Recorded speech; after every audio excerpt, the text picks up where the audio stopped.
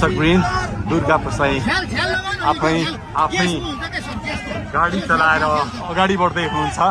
निकै नै अप्रिय अवस्था देख्न सक्छौँ हामी। यहाँ प्रहरीले अश्रु ग्यास चलाएको छ।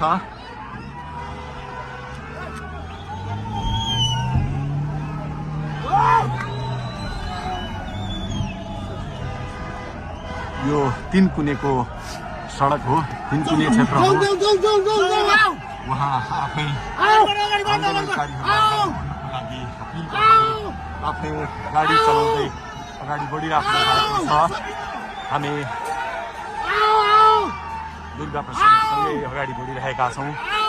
यहाँ निकै ठुलो मात्रामा युवाहरूको उपस्थिति देख्न सकिन्छ।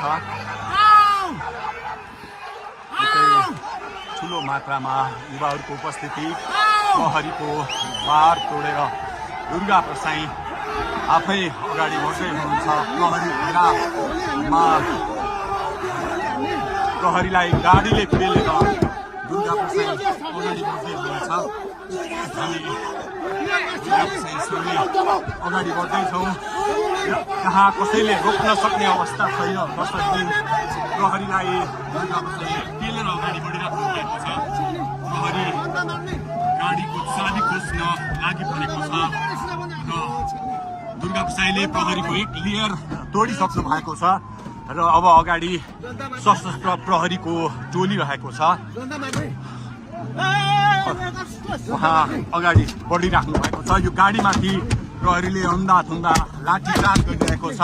तपाईँ देख्न सक्नुहुन्छ दुर्गा प्रसाईको गाडीलाई प्रहरीले रोकिराखेको अवस्था। उहाँले यो प्रहरीका सम्पूर्ण सुरक्षा घेरा तोडेर दुर्गा प्रसाई अगाडि बढ्नु भएको छ र यति बेला तीनकुनेको यो पुलबाट अगाडि बढिसकेको छ। यो दृश्य अगाडिपट्टि